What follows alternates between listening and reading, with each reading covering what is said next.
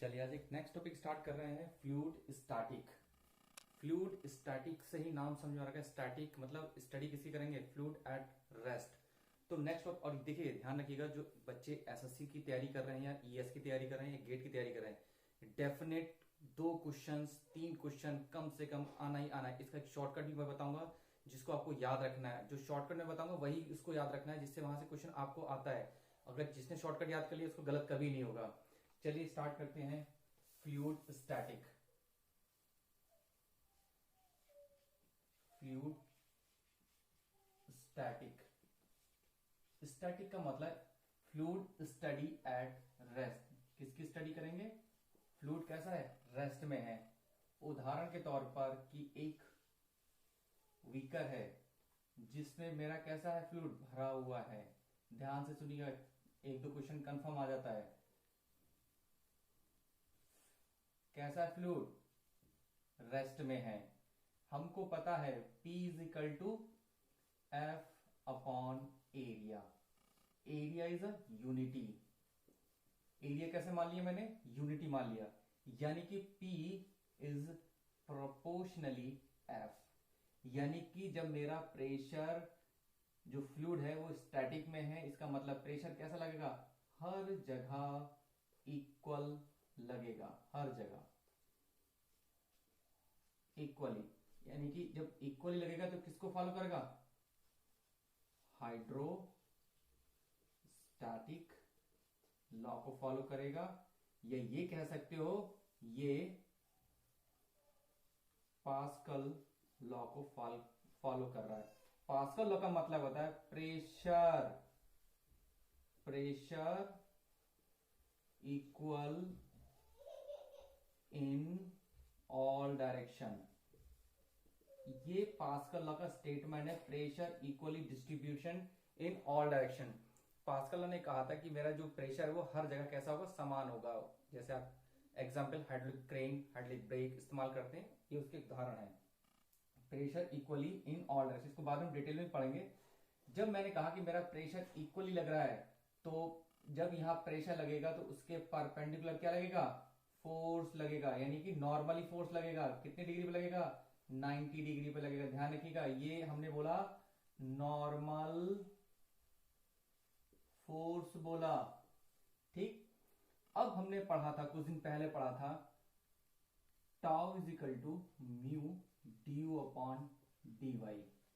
जब मेरा fluid rest में है तो इसका मतलब क्या होगा? No relative motion between the two layer. क्या कहा गया था? No motion between the two layer, मतलब किसी 2 लेयर के बीच कोई मोशन नहीं हो रहा है। यानी कि ये क्या हो गया? जीरो हो गया।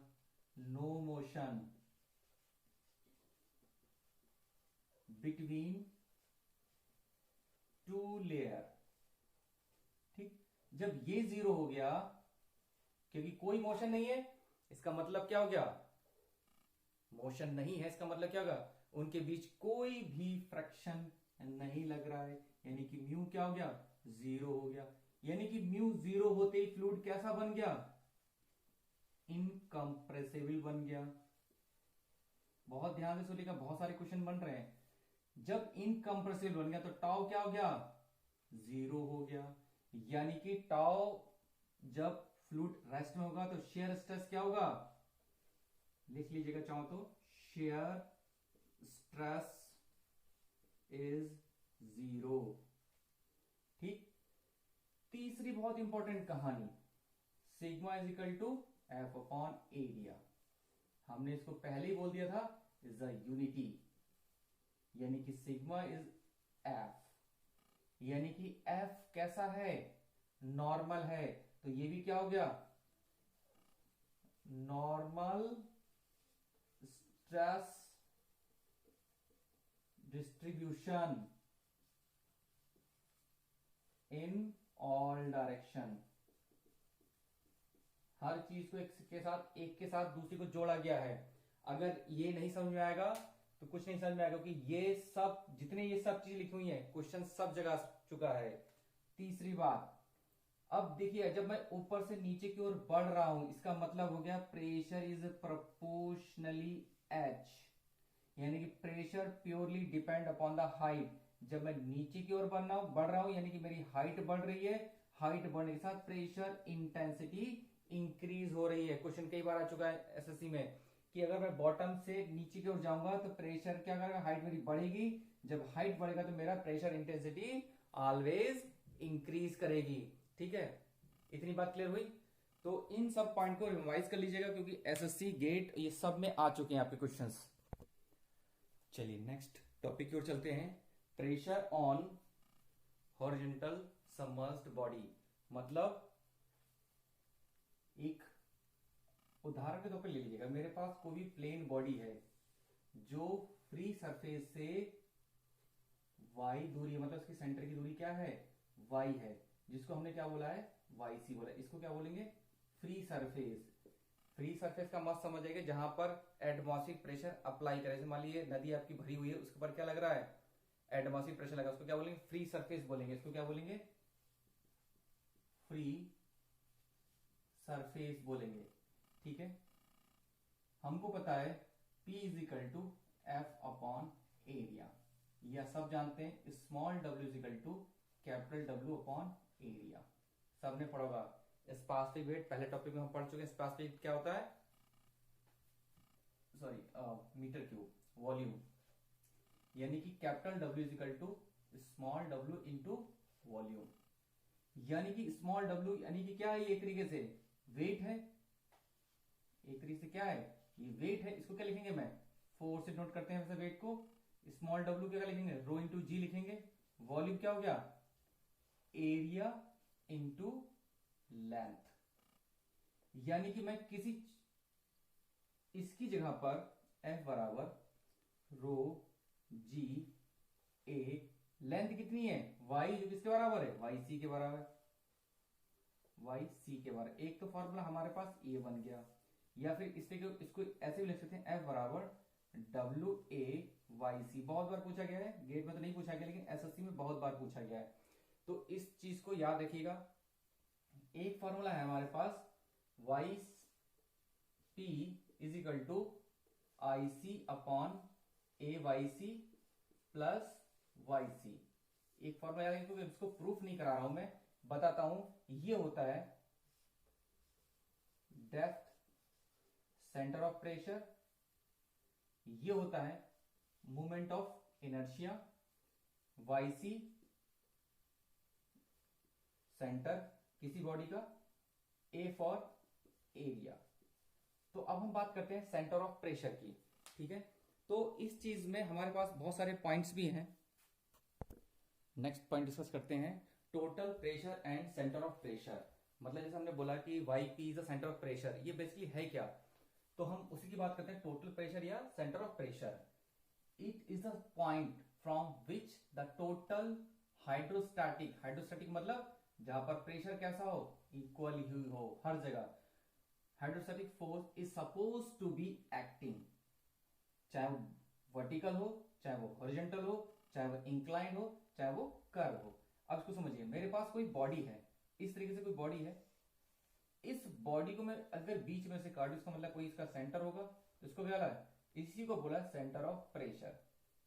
बॉडी का सेंटर होगा, सॉरी बॉडी का सेंटर, इसको क्या बोलेंगे हम, सीजी बोलेंगे।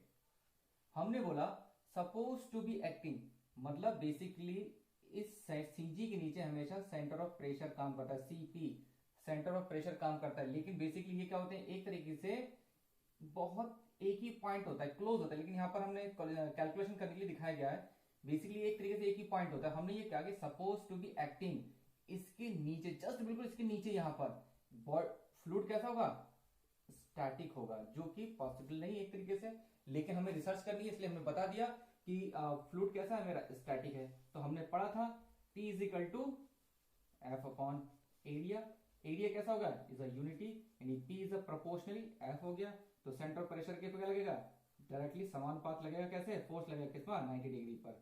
तो ये जो पॉइंट है यहाँ पर फ्लूइड कैसा है, hydrostatic force is suppose to be acting, यानी प्रेशर कैसा होगा, इक्वल होगा, जिसके परपेंडिकुलर क्या लगेगा, हाइड्रोस्टैटिक फोर्स लग रहा होगा, सपोज टू बी एक्टिंग। और हमेशा ये सीजी के नीचे होगा, अगर ऊपर चला जाएगा तो बॉडी कैसी होगी, अनबैलेंस हो जाएगी, डूब जाएगी। इसलिए सीजी के हमेशा नीचे सेंटर ऑफ प्रेशर होगा। लेकिन ये क्या होता है, एक पॉइंट होते हैं, एक तरीके से दोनों ही बहुत क्लोज होते हैं, लेकिन हम कैलकुलेशन करने की जगह पर इसको दिखा देते हैं। तो जो एसएससी के ईएस के क्वेश्चंस हैं और या जो भी उसमें जो क्वेश्चन आता है, ये ध्यान रखिएगा, एक बार क्वेश्चन पूछा गया है ईएस में, ये कितने डिग्री पे लगता है, तो हमेशा 90 डिग्री पे एक्ट होता है। ठीक है, तो इस चीज को याद रखिएगा बहुत अच्छे से। चलिए नेक्स्ट पॉइंट की ओर चलते हैं। अगर मेरी बॉडी इंक्लाइंड हो, मतलब किसी एंगल पर डूबी हो, कुछ इस तरीके से किसी एंगल पर डूबी हो, ठीक है, जो कि कोई एंगल अल्फा बना रहा हो, किसी एंगल पर डूबी, तो फॉर्मूला ये भी प्रूफ नहीं करा रहा हूं मैं, डायरेक्टली बता दिया है। क्या हो जाएगा, Y P is equal to I C sine square alpha बटे A Y C plus Y C. Condition है अगर मेरा थीटा इक्वल टू 0 है तो क्या होगा, साइन 0 का मान 0, ये पूरी वैल्यू क्या 0 हो जाएगी, y P is equal to y c. अगर मैं बात करूं फ्री सरफेस से कोई बॉडी है तो वहां पर उसका सेंटर ऑफ क्या होगा, सेंटर ऑफ प्रेशर और सीजी का क्या होगा, सेम प्लेन पर होगा, यानी कि कॉन्साइड with the centre of area या सेम प्लेन। दोनों कैसे होंगे, सेम प्लेन पर होंगे या एक ही पॉइंट पर होंगे। अगर थीटा मेरा 90 डिग्री है तो क्या हो जाएगा, 1 y P is equal to I C upon A Y C plus Y c. अब तीसरी बात है कि अगर मेरी कोई बॉडी है कुछ इस तरीके से, देखिएगा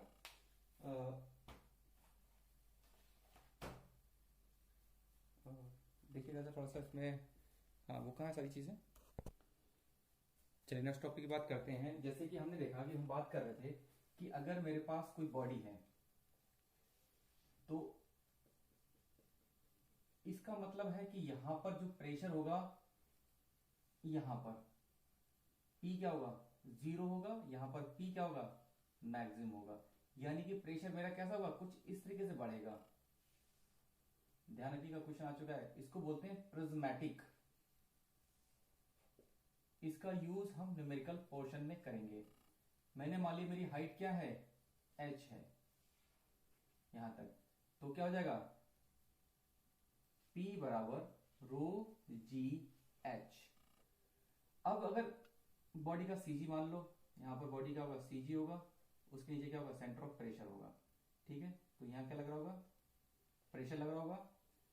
देखिए इसको क्या लिखेंगे, स्मॉल w इंटू एच लिखेंगे, यानी प्रेशर मेरा क्या हो गया, ये हो गया। ट्राइंगल है तो ट्राइंगल का एरिया क्या होगा, 1/2। अब यहाँ जो प्रेशर कितना लग रहा है, P बराबर स्मॉल w इंटू एच लग रहा है इसके बेस पर, क्योंकि हमको पता है कि हम जितना नीचे जाएंगे, हाइट नीचे की ओर जा रही है, प्रेशर उतना क्या हो रहा है, बढ़ता जा रहा है। ठीक है, तो ट्राइंगल का एरिया क्या होगा, 1/2 बेस, बेस कितना है इंटू इसका एरिया।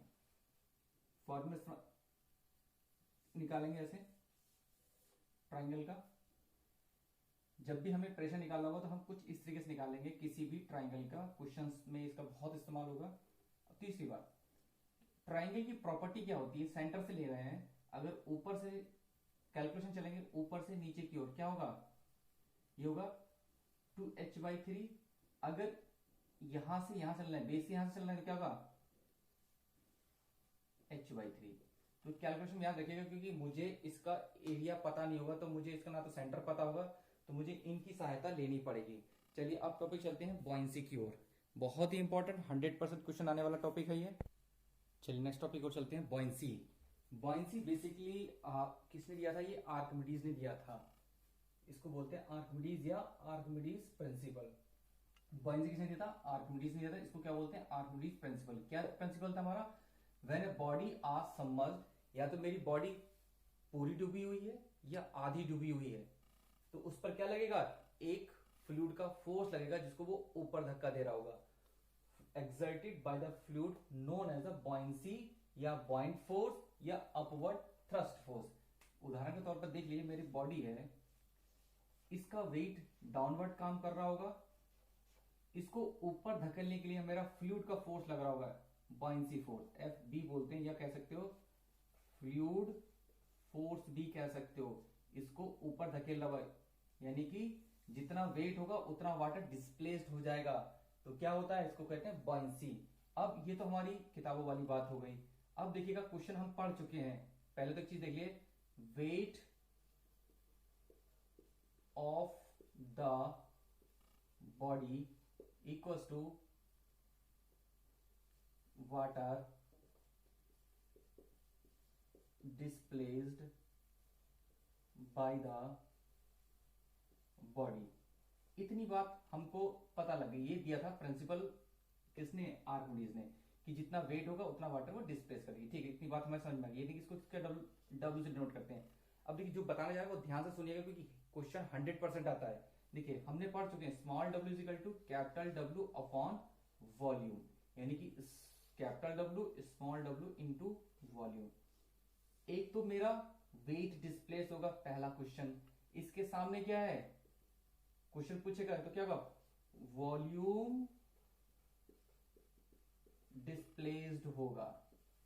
ठीक है, उसके बाद इसको हम लिख सकते हैं, इसको लिख दिया रो इंटू जी, यानी कि इसका क्या लिख दिया, रो इंटू जी, यानी कि डेंसिटी आ गई। यानी कि वेट किस वजह से होता है, डेंसिटी डिफरेंस की वजह से, यानी कि डेंसिटी डिफरेंस की वजह से। हो सकता है आपका जो जहाज है लोहे का बना हो, लकड़ी का बना हो, नाव बनी कुछ क्या मेटल का डिफरेंट हो गया, यानी कि डेंसिटी डिफरेंट हो गई। वुड की डेंसिटी कुछ होगी, वाटर की डेंसिटी कुछ होगी, तो डेंसिटी डिफरेंस की वजह से हो गया। तीसरी बात, डेंसिटी होती है m अपॉन वी। ठीक है, तो रो इंटू वी बराबर m। तो m का मतलब जितना वॉल्यूम डिस्प्लेस हुआ उतना मास डिस्प्लेस होगा, डेंसिटी डिफरेंस है। तो यहाँ क्वेश्चन, नेक्स्ट क्वेश्चन क्या बना था, मास डिफरेंट, या कह सकते हो मास, ऐसे लिख दो, मास डिस्प्लेस्ड। क्या होगा, मास डिस्प्लेस्ड होगा। ठीक है, अब नेक्स्ट है इसी का, ये सारे पॉइंट्स आ चुके हैं एसएससी में, गेट में। फिर उसका रहता P बराबर रो जी एच, यानी कि ये सारी चीजें हैं, तो यानी कि इसको क्या लिख सकते हैं, इंटू एच, यानी कि P किसके से है, P is proportionally H। Height different हो रही है तो प्रेशर क्या होगा, डिफरेंट होगा। तो नेक्स्ट क्वेश्चन क्या बन गया, प्रेशर डिफरेंस की वजह से। ये सारे क्वेश्चंस आ चुके हैं, इनका एक शॉर्टकट हम जनरेट करते हैं, तो थोड़ा सा ध्यान से सुनिएगा, इसका शॉर्टकट हम बताएंगे। नेक्स्ट पॉइंट है इक्विलिब्रियम कंडीशन। तो इक्विलिब्रियम कंडीशन का मतलब है कि gravitational force and buoyancy force must be collinear, मतलब कोलिनियर मतलब एक ही लाइन में हो, मतलब ऐसे हो एक ही लाइन में, collinear, equal in magnitude and act opposite direction. एक ऐसा हो एक ऐसा हो। अगर नहीं समझ में आ रहा, अगर मेरे पास ऐसी बॉडी है तो एक ऐसा लगेगा, एक जितना वेट है उतना ही वाटर डिस्प्लेस है, अपोजिट डायरेक्शन में लगेगा। अपोजिट डायरेक्शन को बोलते हैं इक्विलिब्रियम कंडीशन। तो मेरे पास कुछ कंडीशंस दी हुई हैं, stable equilibrium, unstable equilibrium, neutral equilibrium, linear stability. इसका मतलब, स्टेबिलिटी का मतलब है कि अगर कोई बॉल है तो मैं उसको क्या दूंगा, रोटेशन दूंगा, तो बॉल क्या करेगी, बार बार उसी पोजीशन में आने का प्रयत्न करेगी। ठीक है, जैसे पेंडुलम होता है, चलता रहता है, वो अपनी बार बार अपनी पोजीशन में इक्विलिब्रियम में आने की कोशिश करता है। उसके बाद है अनस्टेबल। अनस्टेबल इक्विलिब्रियम का मतलब है कि एक बार मैंने रोटेशन दे दिया तो वो हमेशा के लिए बॉडी अपनी ओरिजिनल पोजीशन से चली जाएगी, मतलब दोबारा उस पोजीशन में नहीं आएगी। न्यूट्रल का मतलब है उसके पास खुद की कोई एनर्जी नहीं, जैसे बॉल खेलते हो, आपने किक ली, वो नई पोजीशन अटेंड कर ली, फिर किक ली, फिर नई पोजीशन अटेंड कर ली, न्यूट्रल कंडीशन। उसके बाद है लीनियर स्टेबिलिटी, मतलब लीनियर का मतलब कि बॉडी कैसे हो, अप एंड डाउन उसी रेखा में कर रही हो, लीनियर स्टेबिलिटी। ठीक है, अब नेक्स्ट टॉपिक है, अगर मेरी बॉडी पूरी तरीके से पानी में डूबी हो तब क्या कंडीशन होगी। हमारा पॉइंट था बॉडी इज कंप्लीटली सबमर्ज्ड, मेरी बॉडी कैसी पानी में पूरी तरीके से डूबी हुई है। तो हमने कुछ बॉडी बनाई हुई है यहाँ पर। देखिए एक बॉडी है जिसका वेट नीचे की ओर काम कर रहा है, बॉयंसी फोर्स ऊपर की ओर काम कर रहा है, मतलब दोनों का मैग्नीट्यूड क्या बराबर है, तो उसको क्या बोलेंगे, इक्विलिब्रियम, मतलब force equal to buoyancy force. तो दोनों क्या है, इक्विलिब्रियम कंडीशन में। मैंने इसको क्या किया, क्लॉकवाइज घड़ी की दिशा में उसको घुमा दिया, रोटेशन दे दिया, तो ये मेरा सीजी इधर रहेगा, बॉयंसी इधर आ जाएगा, तो क्या करेंगे, स्टेबल, मतलब मेरा बॉयंसी क्या आएगा, ज्यादा होगा किससे, सीजे से, तो मेरा स्टेबल कंडीशन में रहेगा। ट्राई टू ओरिजिनल पोजीशन में आने की कंडीशन करता रहेगा बार बार। ठीक है, यानी कि अगर मैं इसको खींचूं और इसको खींचूं, अगर इसका मैग्नीट्यूड ज्यादा है, इसका मैग्नीट्यूड उसके बराबर, तो क्या करेगा, बॉडी को, मतलब जैसे जहाज चलता है ना, तो चलता रहेगा, गिरने नहीं देगा उसको ये। ठीक है, तो अपनी ओरिजिनल पोजीशन में आने की कोशिश करता रहेगा। यही अगर ये जी जो है ऊपर शिफ्ट हो जाए, बॉयंसी फोर्स नीचे शिफ्ट हो जाए, तब ये क्या करेगा, ये नीचे की ओर खींचेगा, ये ऊपर की ओर, तो क्या बना लेंगे, एक कपल बना लेंगे दोनों। ये क्या करेगा, इसको गिरा देगा, कपल बना देगा, एक कपल इस तरीके से इसको घुमा देगा, तो क्या होगा, अनस्टेबल। तो क्या होगा मेरा, बॉडी क्या हो जाएगी, गिर जाएगी, यानी do not come back to the original position. अगर सी बॉयंसी फोर्स और सीजी एक ही पॉइंट पर, उसको क्या बोलते हैं, न्यूट्रल पोजीशन। यानी कि ये कब होगा, जब मेरा पानी जो है बिल्कुल स्टिल कंडीशन में रुका हो, तभी होगा। बेसिकली ये कंडीशन पॉसिबल नहीं है, ठीक है। कुछ पॉइंट्स हैं, W is equal to F B, body float and partially submerge, body डूबेगी लेकिन पार्शियली होके। अगर मेरा वेट ज्यादा हो जाए बॉयंसी फोर्स से, तो बॉडी क्या करेगी, सिंक डाउन कर जाएगी, बशर्ते कि बॉडी अंदर से खाली ना हो। शर्त यह है कि वो खाली ना हो, हॉलो ना हो। अगर मेरा बॉयंसी फोर्स ज्यादा किससे, वेट से, तो बॉडी क्या करेगी, लिफ्ट करेगी ऊपर की ओर, ठीक है। अब एक चीज बताइए कि अगर मेरे पास बॉडी जो है वो मरकरी की बनी हुई है और मरकरी का ही मेरे पास लिक्विड है, तो अगर मैं इस बॉडी को इसमें डाल दूं तो कैसे तैरेगी। तो ध्यान रखिएगा, क्वेश्चन आ चुका है एसएससी गेट ईएस में, हमेशा सरफेस पर लगकर तैरेगी। फ्री सरफेस है बॉडी, क्योंकि दोनों की डेंसिटी कैसी है, सेम है, तो ये फ्री सरफेस पर लगकर तैरना शुरू करेगी, बिल्कुल इससे चिपक कर तैरना शुरू करेगी। कुछ कंडीशन और भी हैं, अगर लिक्विड मेरा ज्यादा, कोई भी लिक्विड हो सकता है, वाटर और लिक्विड की, कोई भी लिक्विड की अब बात कर रहे हैं, लिक्विड और वाटर, अगर लिक्विड ज्यादा है, डेंसिटी लिक्विड की ज्यादा किससे, वाटर के, तो लेवल क्या करेगा, राइज करेगा। तीनों लेवल आ चुके हैं। अगर मेरा वाटर का लेवल ज्यादा है, ठीक है, लिक्विड का लेवल कम है, तो लेवल क्या करेगा, डिक्रीज करेगा। अगर मेरा लेवल डेंसिटी बराबर है लिक्विड के और वाटर के, तो रिमेन द सेम। जैसे हमने कहा, एक कहावत है, अगर हम एक बर्फ का टुकड़ा जो है पानी के अंदर डाल देता हूं, तो यहाँ क्या करता है, आर्किमिडीज प्रिंसिपल काम करता है, यानी कि जितना वेट का टुकड़ा होगा उतना पानी डिस्प्लेस कर जाएगा। अगर नहीं करेगा तो density of liquid, density of water is equal to remain, level कैसा रहेगा, वो पिघलने के बाद कैसा होगा, लेवल एकदम सेम आ जाएगा, उसका लेवल बराबर हो जाएगा। तो ये डेफिनेट क्वेश्चन आ चुके हैं, इनका एक शॉर्टकट भी हम जनरेट करेंगे कुछ देर के बाद। चलिए बात करते हैं मेटा सेंटर हाइट की या मेटा सेंटर पॉइंट की। तो देखिएगा, मेरे पास अगर एक बॉडी है, बॉडी का एक अपना सीजी होगा, बॉयंसी फोर्स होगा, ठीक है। बॉडी ने क्या करना शुरू किया, बॉडी ने टिल्ट करना शुरू किया, बॉडी ने ऐसे ऐसे ऑसिलेट करना शुरू किया, ठीक है। बॉडी ने क्या किया, ऑसिलेट करना शुरू किया। जब बॉडी ऑसिलेट करेगी तो ये वाली लाइन तो एक तो ऐसे रहेगी, ठीक है, ये यहां से बॉयंसी फोर्स ऐसे बना दो। अब जैसे ये इधर झुकी, तो उसको बैलेंस करने के लिए एक क्या लगेगा, एफ डैश बी लगेगा, नहीं तो गिरनी ऐसे इधर करेगी तो एफ डैश बी, इसको बोलते हैं न्यू लाइन ऑफ एक्शन। या फिर ये कह सकते हो कि यहां पर ये पुरानी वाली लाइन और न्यू लाइन जहां कट करेंगी उसको क्या बोलेंगे, मेटा सेंटर पॉइंट बोलेंगे। यहां से लेके सी से लेके यहां तक की मेटासेंटिक हाइट होगी, ठीक है, जिसको हम सी जी से मेटासेंटिक हाइट एच लिखेंगे, सिंपल। मेटासेंटिक हाइट कैसे डोंट ऐड करेंगे, एच से डोंट करेंगे, क्या बनाएगा यहाँ पर, थीटा एंगल बनाएगा। कुछ लोग अल्फा लिखते हैं, थीटा बनाते हैं।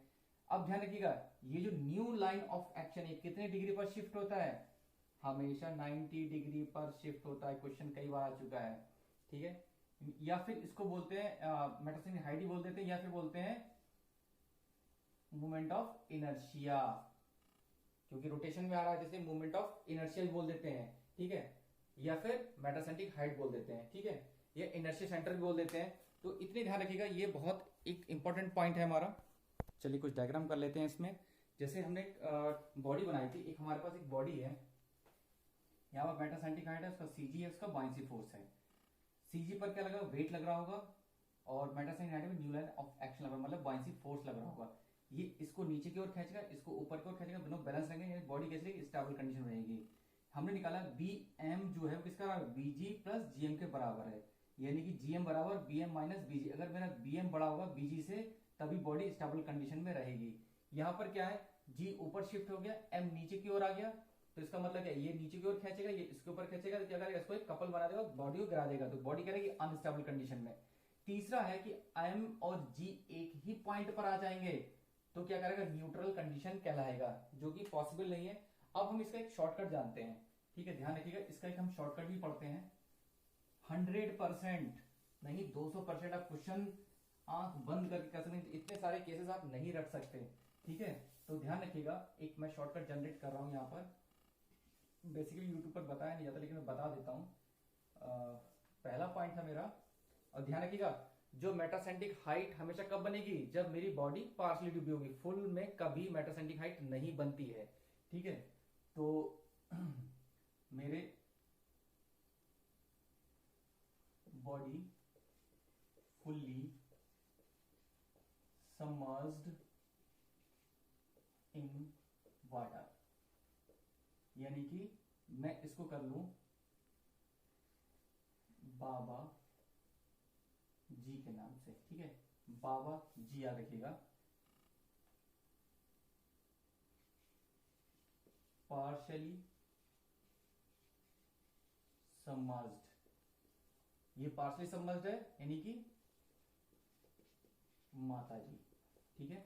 ध्यान से समझिएगा, इसका जो पहला वर्ड है, इधर का पहला वर्ड, इसका पहला वर्ड उठा लीजिए, यानी कि बी और जी, फिर जी और बी, जी और बी, बी और जी, बी इधर ही रह गया, जी नीचे चला गया, ठीक। ऐसे इसको बना लीजिए, माता जी, m इंटू जी और बॉइंसी फोर सब पे लगेगा, उसके बाद m इंटू जी और b सब पे लगेगा, फिर दोनों एक ही पॉइंट पर आ गए, m कॉमा जी और b यहाँ लगेगा, उसके बाद तीसरी कंडीशन क्या होगा, g वहीं रह गया, m नीचे आ गया और b ऐसे रह गया। तो देखिएगा ये इनके बीच b और g के बीच जितनी दूरी ज्यादा होगी बॉडी उतनी ही स्टेबल कंडीशन में होगी, यानी कि g जो है वो b की तरफ आ रहा है, स्टेबिलिटी घट रही है, यानी कि ये क्या है, स्टेबल कंडीशन में है, ठीक है। जहां पर भी एक पॉइंट पर दोनों पे आ जाए क्या न्यूट्रल कंडीशन बोलेंगे, यानी कि ये हुई पॉजिटिव, ये हुई जीरो, बॉइंसी फोर्स वहीं रह गया, जी नीचे चला गया, यानी कि इसका मतलब क्या हो गया, निगेटिव कंडीशन, अनस्टेबल कंडीशन, यानी कि स्टेबिलिटी लेफ्ट से राइट की ओर घटती है, ठीक है। ये शॉर्टकट याद रखिएगा, अगर नहीं किसी को समझ में आया तो व्हाट्सअप करके या मुझे फोन करके पता कर लीजिए, इतने आसानी से समझ आने वाला नहीं है, ठीक है। इसको कैसे अप्लाई करेंगे, जब हम क्वेश्चन करेंगे तब इसको अच्छे से समझ पाएंगे, पार्शली समझ मतलब माता जी। अब ये एम और जी के बीच जितनी दूरी, इसको क्या बोलते हैं, मेटासेंट्रिक हाइट बोलते हैं, एम जी की तरफ आता जाएगा, मेरी स्टेबिलिटी क्या होगी, घटती जाएगी, यानी कि क्या है, ये स्टेबल कंडीशन में है, यहां पर क्या हो गया, एम और जी एक ही पॉइंट पर न्यूट्रल कंडीशन आ गई, ठीक है, और जी वहीं रह गया, एम नीचे का अनस्टेबल कंडीशन, अनस्टेबल कंडीशन, यानी कि ये पॉजिटिव जीरो नेगेटिव, ठीक है। तो इसका एक शॉर्टकट याद रखिएगा हमेशा। अब इसके पढ़ते हैं कुछ एंगल्स, जहाज में कुछ एंगल्स भी पूछे जाते हैं, ठीक है, मेटासेंट्रिक हाइट कुछ पॉइंट्स पूछे जाते हैं एंगल्स, उनके बारे में याद करेंगे। कुछ डिफरेंट हाइट्स है हमारी, जैसे मर्चेंट शिप जो होता है मान ले जाने वाला 0.3 से लेके 1 मीटर तक, सेलिंग शिप 0.45 से लेके 1.25 तक, बैटल शिप लड़ाकू शिप जो होते हैं 1.0 से लेके 1.5 मीटर तक, रिवर क्राफ्ट जो होता है 1.5 टू 3.5 मीटर होता है, पैसेंजर स्टीमर होते हैं छोटे छोटे पैसेंजर स्टीमर होते हैं 0.3 से लेके 0.6 मीटर तक, या नेवी के शिप होते हैं 0.9 से लेके 0.12 तक, ठीक है, ये सब मीटर में है, ठीक है। ध्यान रखिएगा ये सारे क्वेश्चंस आपके बहुत इंपॉर्टेंट हैं, जो शॉर्टकट बताएं, यहाँ से 100% क्वेश्चन अच्छा कोई भी एग्जाम हो, चाहे एसएससी का हो चाहे ईएस का हो, ठीक है। ये टॉपिक यहीं पे फिनिश हो जाता है पूरा टॉपिक। अगर ये आपको वीडियो अच्छा लग रहा हो तो प्लीज इसको आप सब्सक्राइब करिए, शेयर करिए, लोगों को अच्छी बातें पहुंचाइए, ठीक है। कोई दिक्कत हो व्हाट्सएप करिए या फोन करिए।